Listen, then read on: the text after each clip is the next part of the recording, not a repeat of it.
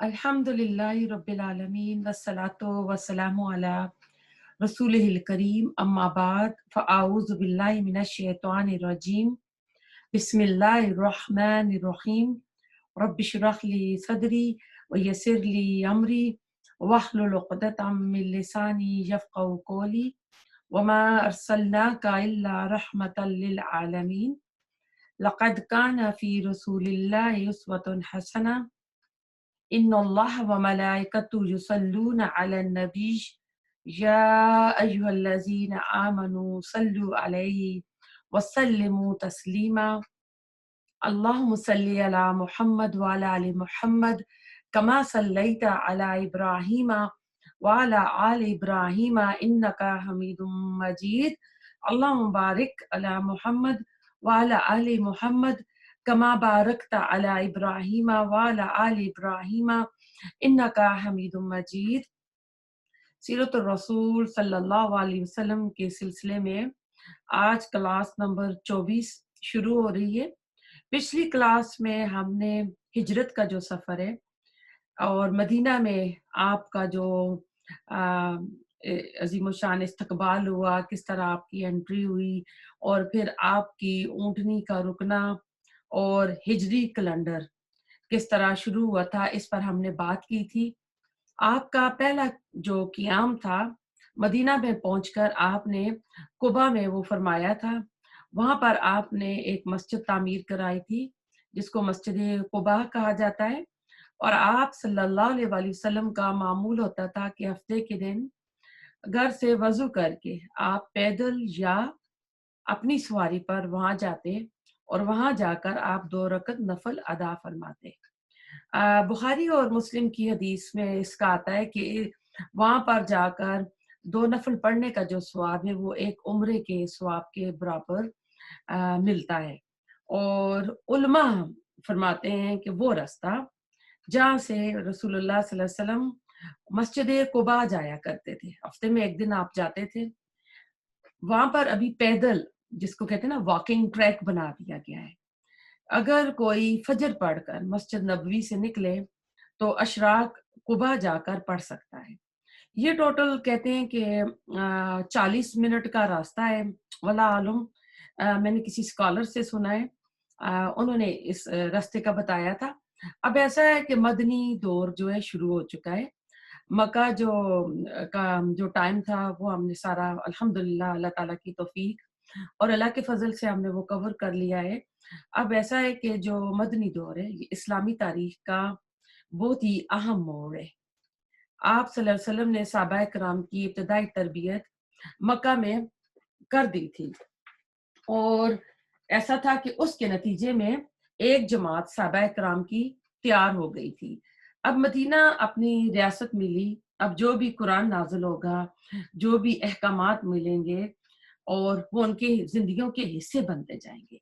क्योंकि रसूलुल्लाह सल्लल्लाहु अलैहि वसल्लम को अल्लाह ताला ने खातमुन नबीयीन बनाकर भेजा और आपका ऐसा है कि आपके बाद किसी रसूल ने आना नहीं था, तो आपका जो टाइम है, वो यानी सारे टाइमों पर मुहीत होता है। क़यामत तक के लिए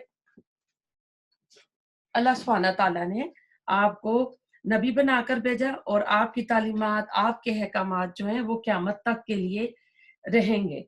तो अब देखते हैं हम कि इन्हीं सहाबा की बरकत से मदीना में एक जमात तैयार हुई। इससे पता चलता है कि माहौल जो होता है वो सारे लोग मिलकर बनाते हैं। आप सल्लल्लाहु अलैहि वसल्लम ने सारे लोग, आप ये तो ना आपके साथ हिजरत करके मक्का से मदीना आए थे और इनको देखकर और सल्लल्लाहु अलैहि वसल्लम की जो मुफीद और मौसर शख्सियत थी उसको देखकर जो मदीना के अंसार लोग थे उनमें बहुत ही यानी तेजी से उनमें तरक्की हुई। क्योंकि पहले तो ऐसा था ना कि वो हज के मौका पे गए, उन्होंने रसूलुल्लाह सल्लल्लाहु अलैहि वसल्लम से मिले, बात की, फिर मौसम बिन उमैर को मदीना भेजा। तो एक यानी रसूलुल्लाह सल्लल्लाहु अलैहि वसल्लम का एलची कासिद था जो इनको इस्लाम की तालीम दे रहा था। लेकिन जब वो लीडर खुद उस सोसाइटी में मौजूद हो तो आप देखें कि उसके कितने मौसर जो है नताइज निकलते हैं। तो अब हिजरत के जो है ना, अब हम जब मदनी दौर में आए हैं तो हम एक एक साल का इसमें जिक्र होगा और इसमें हमको ज्यादा قرآن زیادہ احکامات ملیں گے کہ اب اپنی اسٹیٹ مل گئی ہے، اپنی لینڈ مسلمانوں کو مل گئی ہے، تو اب ایسا ہے کہ یہاں پر اللہ تعالیٰ کے جو احکامات آنے ہیں جن کے اوپر مسلمانوں نے عمل کرنا ہے وہ ادھر سے شروع ہو جائیں گے، کیونکہ مکہ کے جو سردار تھے ان کا ظلم و ستم سہ رہے تھے، وہاں کھل کر لڑ نہیں سکتے تھے، وہاں کھل کر جیسے کرتے ہیں نا، وہاں پہ جو اللہ تعالیٰ نے اگر جو مکی سورہیں آپ دیکھیں حروف مقطعات سے زیادہ شروع ہوتی ہیں اور ان میں توحید کا ذکر ہوگا، قیامت کا ذکر ہوگا، جنت کا ذکر ہوگا، تو اب ادھر سے ایسا ہے کہ ہم اندازہ لگائیں گے کہ انصار مدینہ اتنے تھوڑے سے وقت میں انہوں نے اتنی ترقیاں کیسے کی، یعنی اتنی جلدی آگے وہ کیسے بڑھ گئے۔ آپ دیکھیں، ہم اس پہ غور کریں گے کہ ان کی اسلام کی مدت کتنی ہے، کیونکہ 13 سال تو مکے میں آپ رسول اللہ علیہ وسلم نے گزارے ہیں، اب مدینہ میں آپ کے ٹوٹل 10 سال ہوں گے، تو اس میں ہم دیکھیں گے کہ ان 10 سالوں میں انہوں نے ترقی کس طرح اتنی زیادہ کر لی۔ اب پہلی بیعت عقبہ میں آپ دیکھیں، جب یہ حج کے موقع پہ آئے تو 6 لوگ تھے جنہوں نے رسول اللہ صلی اللہ علیہ وسلم کے ساتھ بیعت کی تھی۔ پھر نبوت کا یہ 12واں سال تھا، مینا کی گھاٹی میں ملاقات ہوئی تھی، جب اگلے سال بیعت عقبہ ہوئی تو یہ لوگ 6 سے بڑھ کر 70 اور یا 72 لوگ ہو گئے تھے۔ اب ایسا ہے کہ پہلی ملاقات جو تھی وہ مینا میں کچھ دیر کی تھی اور انہوں نے کہا تھا ہمارے ساتھ ایک علم والا بندہ بھیجے، تو آپ نے مصعب بن عمیر کو بھیجا تھا جو کہ مکہ کا شہزادہ، آپ کو اس کے بارے میں کافی بتایا ہوا ہے۔ تو ایسا ہے کہ اب سچویشن بدل گئی تھی، اب آپ بذات خود مدینہ تشریف لے آئے تھے اور ہجرت کے دوسرے سال ہم دیکھتے ہیں کہ غزوہ بدر ہوتا ہے، بدر کی لڑائی ہوتی ہے مکہ والوں کے ساتھ۔ تیسرے سال ہم دیکھیں گے کہ احد، جو احد پہاڑ ہے، احد کی لڑائی ہوتی ہے۔ 5ویں سال جو ہے غزوہ خندق، جس میں وہ خندق کھودی گئی تھی، جس کو غزوہ احزاب بھی بولتے ہیں۔ تو یہ جنگیں ہوئی تھی، ان میں انصار نے جو جان نثاری کی مثالیں دی اور جیسے اس دین کے پیغام کو انہوں نے سمجھا، کہتے ہیں کہ یہ تاریخ کا حیران کن واقعہ ہے اور یہ ایک الگ چیپٹر ہے جس کو ہم میں سے ہر ایک کو بہت تفصیل سے پڑھنا چاہیے اور ان کے اوپر جو جتنے ریزلٹس نکلے ان نتائج پر غور کرنا چاہیے اور وہ چیزیں اپنے عمل میں ہر مومن کو لانی چاہیے۔ اب ہر انسان جو ہوتا ہے وہ اپنے گھر، اپنے مدرسے کا، آفس کا، مسجد ہو جائے یا جس جگہ بھی وہ انچارج ہوتا ہے نا، تو اپنا کچھ نہ کچھ رول پلے کر رہا ہوتا ہے۔ حدیث کا مفہوم ہے کہ تم میں سے ہر شخص جو ہے نا نگہبان ہے، یعنی اپنی اپنی رعیت کا، تو تم سے اس کی اپنی رعیت کا پوچھا جائے گا۔ تو اب ایسا ہے کہ گھر کا جو ہے آدمی نگران ہے، اور جہاں کوئی آفس ہے تو اس کے اندر جتنے بھی امپلائیز کام کرتے ہیں، ملازمین ہیں، وہ ان کا نگران ہے۔ اگر ایک کوئی ٹیچر ہے تو اس کے نیچے جو جتنے اسٹوڈنٹس ہوں گے وہ ان کا نگران ہوگا۔ تو ہر انسان کی چھوٹے چھوٹے دائروں کے اندر اپنی اپنی ایک طرح سے بادشاہت ہوتی ہے۔ اللہ نے ہر ایک کو کچھ نہ کچھ دے رکھا ہے۔ مرد کو گھر پر اللہ تعالیٰ نے یہ ذمہ داری دی ہے۔ یہ الگ بات ہے کہ آج عورت جو ہے وہ اوپر آ گئی ہے عورتوں کی آزادی کے ساتھ۔ تو اب ایسا ہے کہ وہ عورتیں کسی کی سربراہی نہیں مانتی ہیں۔ پھر ویسٹ کو فالو کرتے ہوئے جو خاندانی نظام ہے وہ کافی حد تک خراب ہو گیا ہے۔ اب عورت پر باہر کی ذمہ داریاں لگ گئی ہیں، حالانکہ اسلام نے، شریعت نے یہ ذمہ داریاں عورت کو نہیں دی ہیں۔ عورت گھر کی چار دیواری میں رہ کے بچوں کو سنبھالے گی، لیکن اب ایسا ہے کہ بچے بھی تو ظاہر ہے عورت ہی نے پیدا کرنے ہیں، اور پھر اس نے باہر کی بھی ذمہ داریاں لے لی ہیں، تو اب ایسا کچھ نہ کچھ تو فرق پڑے گا۔ تو آپ صلی اللہ علیہ وسلم نے جو معاشرہ، جو سوسائٹی آپ نے بنائی تھی، اس کے اندر صالح، رائچس جو ہے نا آدمی اور عورتیں تیار ہوئے تھے۔ ہم دیکھتے ہیں کہ جب بھی کوئی معاشرہ بگڑتا ہے تو عزت کا دار و مدار اس معاشرے کے اندر جو ہوتا ہے دولت پر ہو جاتا ہے، اس میں منی سب کچھ ہوتی ہے۔ اب جس کے پاس جتنی زیادہ دولت ہوگی نا، اس کی اتنی زیادہ عزت ہوگی۔ اس کے برعکس جب معاشرہ صحت مند ہوتا ہے، ہیلفی ہوتا ہے، سوسائٹی ہیلفی ہوتی ہے، تو اس کا دار و مدار جو ہوتا ہے وہ علم اور تقوی پر ہوتا ہے۔ یہ بہت بڑے ان کے اندر بڑے علماء ہوتے ہیں، ان علماء کی عزت کی جاتی ہے، انہیں جھک کر ملا جاتا ہے کہ یہ بندہ بڑا خدا ترس ہے، اس سے محبت کرتے ہیں، اس کا احترام کرتے ہیں۔ لیکن جب معاشرہ بگڑتا ہے تو دولت کی قدر و منزلت جو ہے بڑھ جاتی ہے، اور اس میں یہ بھی نہیں دیکھا جاتا کہ کوئی دولت کما رہا ہے تو اس کا دولت کمانے کا ذریعہ کیا ہے، حلال ہے یا حرام ہے، جائز ہے یا ناجائز ہے۔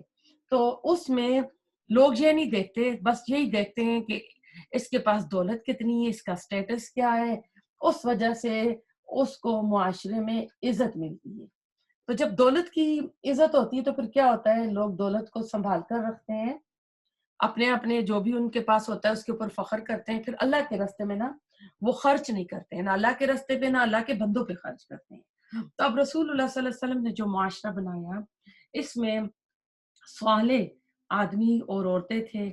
آپ صلی اللہ علیہ وسلم نے ابو ایوب انصاری کے گھر تک آپ کی اونٹنی آ گئی تھی، تو وہ اونٹنی وہاں آ کر بیٹھی، جہاں پہلی جگہ اونٹنی بیٹھی تھی وہ جگہ مسجد کے لیے پسند فرما لی گئی تھی، اور دوسری جگہ جہاں پر اونٹنی بیٹھی تو وہ ابو ایوب انصاری کا جو تھا گھر تھا، تو آپ نے قیام وہاں فرمایا تھا۔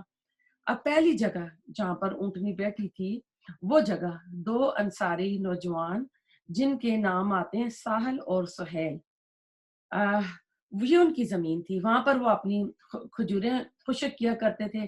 آپ نے کہا کہ یہ زمین کون خرید کر دے گا، جو دے گا تو اس کو میں گارنٹی دیتا ہوں جنت میں گھر کی۔ تو اس پر ایسا ہے کہ ان بھائیوں نے بغیر معاوضے کے وہ زمین دینا چاہی، تو آپ نے پسند نہیں کیا، آپ نے ابو بکر صدیق رضی اللہ تعالی عنہ سے کہا کہ وہ خریدے۔ اس کی قیمت اس وقت 10 سونے کے سکے تھی، جو کہ ابو بکر صدیق رضی اللہ تعالی عنہ نے ادا کی تھی۔ تو آپ سمجھ لیں کہ وہ مسجد نبوی کی جو زمین ہے وہ ابو بکر صدیق رضی اللہ تعالیٰ عنہ کی خریدی ہوئی، اور کتنا بہترین صدقہ جاریہ ہے ان کے لیے۔ پھر ایسا ہوا کہ 6 یا 7 ہجری میں، یعنی مدینہ آ کے ہجرت کے 6 یا 7ویں سال، اس مسجد نبوی کو ایکسٹینڈ کرنے کی یعنی اس کی توسیع کی گئی، تو اس کے ساتھ والی زمین کو بھی خرید کر اس میں شامل کیا گیا۔ تو اس زمین کو خریدنے کے لیے آپ نے اعلان کیا کہ جو یہ زمین مسجد کو دے گا میں اسے جنت کے گھر کی ضمانت دیتا ہوں۔ تو آپ اس سے بھی اندازہ لگا لیں کہ کتنی آزادی تھی اظہار خیال کی، یعنی زبردستی نہیں لی گئی تھی۔ آج کل تو ایسا ہوتا ہے نا کہ کوئی تھوڑا کسی کے پاس آ جاتا ہے، کوئی اسٹیٹس آ جاتا ہے، چاہے پالیٹکس کا ہو چاہے کوئی بھی ہو، تو وہ زبردستی بھی ہتھیا لیتے ہیں یا ڈرا دھمکا کر بھی لے لیتے ہیں۔ لیکن آپ نے کوئی سختی نہیں کیا، آپ نے جبر نہیں کیا، ہر ایک کو اختیار تھا۔ یعنی اتنا سچا، اتنا پیور، اتنا پیارا معاشرہ تھا۔ اس آدمی جس کی زمین تھی اس نے کہا کہ یہ واحد ٹکڑا زمین کا ہے میرے پاس، اگر مجھے کوئی قیمت ادا کی جائے تو یہ بہتر ہوگی۔ تو پھر عثمان رضی اللہ تعالی عنہ نے کہا کہ جو اعلان آپ نے کیا کہ اس کے لیے جو زمین خرید کر یا فری دے گا تو اس کو جنت کے گھر کی ضمانت ہے، یعنی زمین کے مالک کے لیے آپ نے کہا تھا، اگر وہ دے گا تو میں اسے جنت کے گھر کی ضمانت دیتا ہوں۔ تو عثمان رضی اللہ تعالی عنہ نے کہا کہ کیا جو خرید کر دے تو یہ آفر اس کے لیے بھی سٹل یعنی ہے، یعنی ایکسپائر تو نہیں ہوئی ہے، خریدنے والے کے لیے بھی ہے؟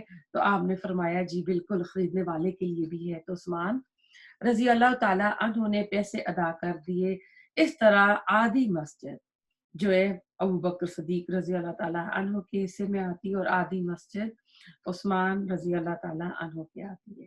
اور اس وقت بڑی سادہ سی مسجد بنی، 100 گز یا کہتے ہیں کہ 60 گز لمبائی تھی، اور اتنی کہتے ہیں کہ اس کے اوپر وہ کچی اینٹیں کی دیواریں بنائی گئی، اوپر کھجور کی جو چھال تھی وہ لگائی گئی۔ آج بھی جو مسجد بنی آپ صلی اللہ علیہ وسلم کی زندگی میں، اس میں دوسری طرف تو اس کو یعنی توسیع کیا گیا، اور اس کو 300 سال پہلے ترکوں نے، جب عثمانیہ خلافت جو تھی نا، ان کے ہاتھ تھی، تو حرمین کی جو ذمہ داری تھی ان میں تھی، تو ان کے انڈر تھی، تو انہوں نے بہت کام کیا، مسجد نبوی میں بھی اور بیت اللہ میں بھی۔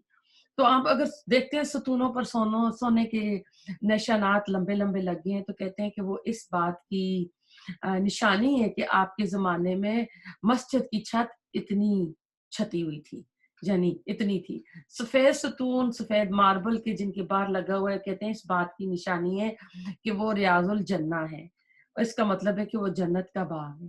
آپ صلی اللہ علیہ وسلم نے فرمایا، میرے گھر اور میرے ممبر کے درمیان کی جگہ جنت کے باغوں میں سے، یعنی یہ جنت کا باغ ہے، اور افضل ترین حصہ ہے وہ مسجد کا۔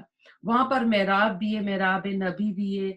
اس کے ساتھ جو ہے حضرت عائشہ رضی اللہ تعالی عنہا کا حجرہ ہے، وہاں سبز رنگ کی جالیاں لگی ہوئی ہیں، اور اس کے ساتھ حضرت فاطمہ رضی اللہ تعالی عنہا کا حجرہ تھا، گھر تھا۔ اس کے پیچھے کہتے ہیں کہ دیگر ازواج کے حجرے تھے، جہاں پر آج حضرت عائشہ رضی اللہ تعالی عنہ کا حجرہ ختم ہوتا ہے، اور جہاں پر مرد حضرات صلاۃ اور سلام پڑھتے ہیں، کہتے ہیں کہ یہ عین حضرت حفصہ کے حجرے میں یہ کھڑے ہوئے ہوتے ہیں۔ آدمی لوگ باب اسلام سے داخل ہو کر حفصہ کے حجرے سے گزرتے ہوئے باہر نکل جاتے ہیں۔ اب ایسا ہے کہ یہ دو حجرے جو تھے دو پہلے بنائے گئے تھے، کیونکہ رسول اللہ علیہ وسلم کی تو شروع میں ساری بیویاں، ساری ازواج تو نہیں تھی۔ حضرت ختیجہ کی زندگی میں آپ نے کوئی اور نکاح نہیں کیا تھا، آپ کی وہی ایک وائف تھی۔ جب ان کا انتقال ہو گیا تو آپ کا جو اس کے بعد پہلا نکاح ہوا وہ حضرت سودا سے آپ نے کیا تھا۔ بڑی عمر کی عورت تھی، گھر میں بچیاں تھیں، ان کے لیے آپ نے کیا تھا۔ تو آپ نے فرمایا کہ مرنے کے بعد مجھے وہ آ کر ملے گی جس کے ہاتھ لمبے ہوں گے۔ تو بیویاں ہاتھ ناپنے لگی تھی، تو اس سے مراد سخاوت تھی کہ جس کے ہاتھ کھلے ہوں گے۔ تو ایسا تھا کہ یہ حجرے جو رسول اللہ علیہ وسلم کے بعد میں غزوات ہوتی رہیں، تو آپ نے ان غزوات کے نتیجے میں کوئی کسی قبیلے کی سردار کی بیٹی تھی، جیسے غزوہ ہوا تھا جس میں حضرت عائشہ کے اوپر زنا کی تہمت لگ گئی تھی، ہار جس میں ان کا گم ہو گیا تھا، اور اس میں جو تھی آپ کی جو ازواج بنی تھی وہ ایک سردار کی بیٹی تھی، تو اس کے نتیجے میں یہ غزوہ بنی مستلق تھا۔ تو وہ جو مستلق قبیلہ تھا، جب آپ صلی اللہ علیہ وسلم نے ان کی بیٹی سے آپ نے نکاح کیا، تو اس کے نتیجے میں پورا قبیلہ جو تھا مسلمان ہو گیا تھا، تو یعنی بہت خیر نکلتی تھی اس میں۔ جب آپ نے خیبر فتح کیا تو ہم دیکھیں گے کہ اس وقت آپ کا نکاح حضرت صفیہ سے ہوتا ہے، وہ سٹوری الگ آپ کو وہاں جا کر بتائیں گے، وہ 7 ہجری میں خیبر فتح ہوا تھا، اس وقت آپ کو بتائیں گے۔ تو یہ حجرے جو رسول اللہ علیہ وسلم کی ازواج کے لیے بنائے گئے تھے، کہتے ہیں کائنات کے عظیم انسان کے تھے، اور بہت ہی کہتے ہیں عجیب نمونے تھے ان گھروں کے، لیکن آج وہ باقی نہیں رہ سکے، افسوس کی بات ہے۔ اس کے بارے میں حسن بصری رحمۃ اللہ کا قول ہے، کاش وہ حجرے ایسے ہی چھوڑ دیے جاتے رہتی دنیا تک، اور دنیا یہ دیکھتی کہ اللہ کے حبیب کا رہن سہن دنیا میں کیسا تھا، کمرے کا سائز کیا تھا، دیواریں کیسی تھی، چھت کیسا تھا، اور فرش کیسے تھے۔ سیرت نگاروں نے انچز اور فٹس میں، یعنی اتنے چھوٹے کمرے تھے، دیواریں، یعنی آج تو ہائی سیلنگ اور ہائی اس طرح کے گھر آتے ہیں، نئے نئے سب ڈویژن آ رہے ہیں، اور لوگ گھروں کو اس طرح چینج کرتے ہیں جس طرح کوئی اپنی شرٹ کو چینج کرتا ہے۔ تو وہ کہتے ہیں کہ ان کو انچوں میں اور فٹوں میں سے ناپا جاتا تھا۔ تو اسی طرح صحابہ کرام کے گھر بھی تھے۔ اس طرح ایک کتاب بیوت الصحابہ ڈاکٹر فیصل نے لکھی ہے، اور انہوں نے خوب محنت اور ریسرچ کر کے یہ کتاب لکھی، اور یہ کافی عرصہ وہی سعودی عرب میں رہے۔ انسان حیران ہوتا ہے کہ آپ صلی اللہ علیہ وسلم کے متعلق ہمیں جتنی بھی معلومات ملتی ہے کتابوں میں، کہ کس طرح ہمیں ایک ایک چیز کی معلومات ملتی ہے، ایک خیالی نقشہ کتابوں میں موجود ہے۔ جب بچوں کو پڑھایا جائے تو ان کے ماڈلز جو ہے نا، رسول اللہ علیہ وسلم کی ازواج کے حجروں کے جو ماڈل ہے وہ بنا کر دکھانے چاہیے کہ جو فرسٹ لیڈیز تھیں ان کے گھر کیسے تھے۔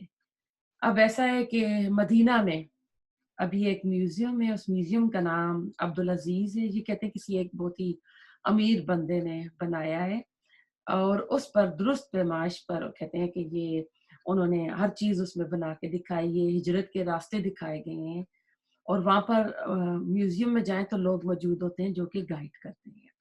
آپ صلی اللہ علیہ وسلم ابو ایوب انصاری کے گھر پر آپ ٹھہرے، اور اب کیونکہ آپ آئے تو اب آس پاس تو خبر ہو رہی تھی کہ ایک نبی جو ہیں وہ ہجرت کر کے مکہ سے مدینہ آئے ہیں، تو یہود اس وقت جو اہل کتاب تھے، علم والے اس وقت مدینہ میں یہود تھے، تو علماء یہود جو تھے وہ رسول صلی اللہ علیہ وسلم کی خدمت میں حاضر ہوئے۔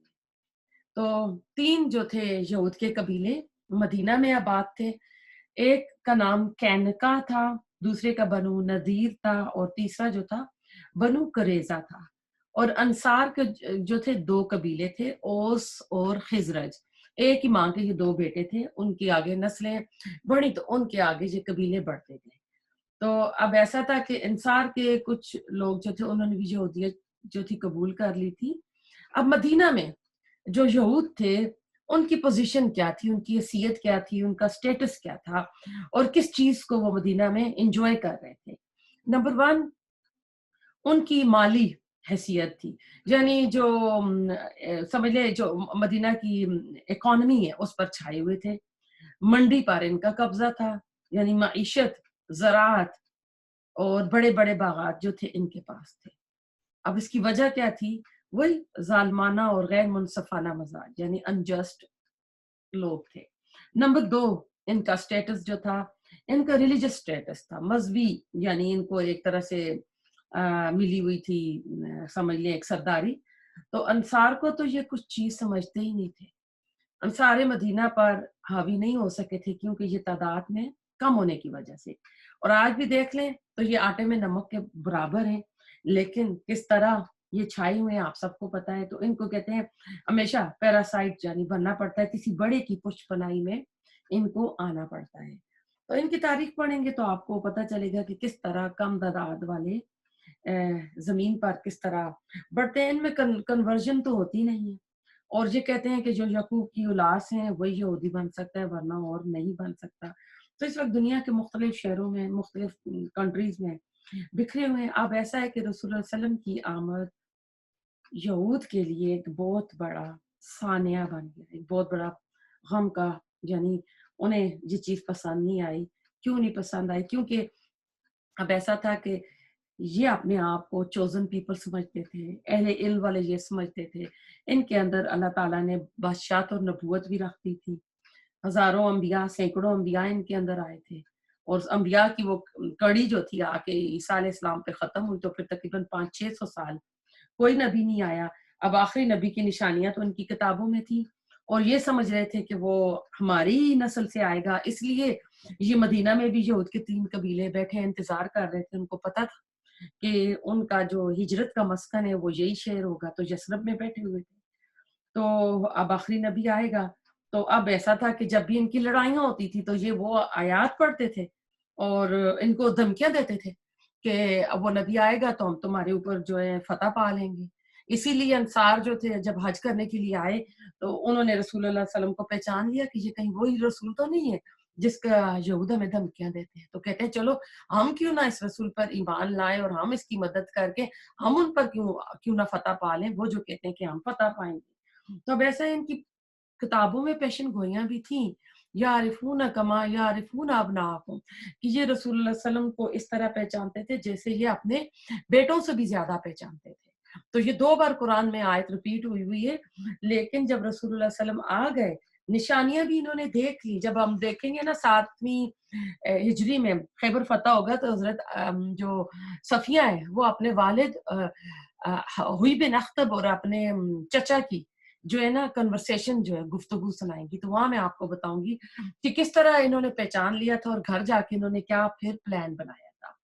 اب ایسا تھا کہ یہ انتظار کر رہے تھے کہ یہ نبی بنی اسرائیل سے آئے گا، لہٰذا لیڈرشپ جو ہے ہم کو ملے گی۔ انہوں نے اس کی ساری تیاری کر لی تھی۔ اب ہوا کیا کہ رسول اللہ صلی اللہ علیہ وسلم بنی اسماعیل سے آ گئے، مکہ سے آ گئے، اب ان کو خطرہ محسوس ہو رہا تھا۔ اب ان کے اندر جن کے دل سیاہ ہو چکے تھے انہوں نے اسلام کو قبول نہیں کیا، لیکن ان کے اندر جو دیندار تھے، جو حق کے متلاشی تھے، انہوں نے اسلام قبول کر لیا۔ تو اب ایسا ہے کہ اگلی کلاس میں اس سے آگے پڑھیں گے کہ کون اسلام کس نے قبول کیا اور کون مخالفت پر رہے۔ اللہ سبحانہ تعالیٰ ہماری کوششوں کو قبول فرمائے۔ ربنا تقبل منا انک انت السمیع العلیم وتب علینا انک انت التواب الرحیم سبحانک اللہم بحمدک نشہد ان لا الہ الا انت نستغفرک ونتوب الیک۔ السلام علیکم ورحمۃ اللہ وبرکاتہ۔